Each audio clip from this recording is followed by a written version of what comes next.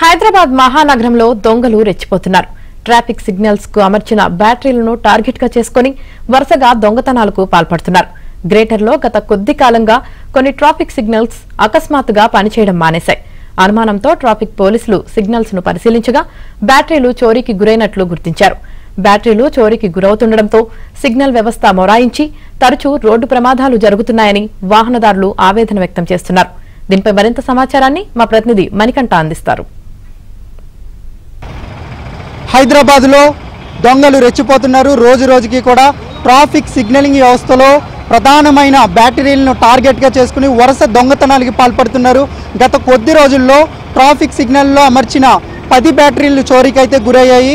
ఈ బ్యాటరీ ఒక్కొక్కటి కూడా 10,000 రూపాయల నుంచి 30,000 రూపాయలు ఉంటుందని పోలీస్ అధికారులు కూడా చెబుతున్నారు. ఈ ట్రాఫిక్ సిగ్నలింగ్ వ్యవస్థను ఒక్కసారి పరిశీలిస్తే ఈ సిగ్నలింగ్ వ్యవస్థ అంతా కూడా పగలు సమయంలో సోలార్ ప్లేట్స్ ద్వారా ఈ సిగ్నలింగ్ వ్యవస్థ పనిచేస్తూ ఉంటుంది.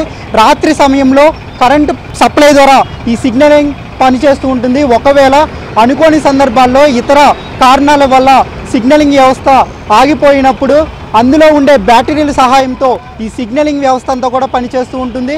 అయితే దీన్నే కొంతమంది దొంగలు టార్గెట్గా చేసుకుని ఆ సిగ్నలింగ్ వ్యవస్థలో ఉన్న బ్యాటరీలను అయితే దోచుకుంటూ ఉన్నారు. ప్రతి ఒక్క బ్యాటరీ కూడా విలువ 10,000 రూపాయల నుంచి 30,000 రూపాయలు ఉంటుంది. ఈ బ్యాటరీలను దోచుకోవడం వల్ల రోడ్డు సిగ్నలింగ్ వ్యవస్థ కూడా అస్తవ్యస్తంగా మారుతుంది. దీంతో వరుసగా ట్రాఫిక్ ప్రమాదాలు కూడా జరుగుతున్నాయని వాహన చోదకులు అయితే చెబుతున్నారు.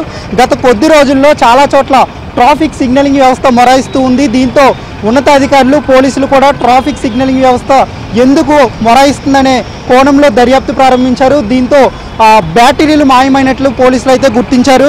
దాదాపుగా నగరంలో 404 కూడళ్లు ఉన్నాయి. ఈ కూడళ్ళన్నింటిలో కూడా ప్రతి సిగ్నలింగ్ వ్యవస్థలో కూడా ఈ బ్యాటరీలు అనేవి కీలక పాత్ర వహిస్తున్నాయి. ప్రస్తుతం గతంలో కూడా ఇదే తరహాలో దొంగతనాలు చోటు చేసుకున్నాయి. సుమారుగా 50 లక్షల రూపాయలు విలువ చేసే బ్యాటరీలను అయితే దొంగలు అపహరించుకుపోయారు. వాళ్ళని అరెస్ట్ కూడా చేశారు.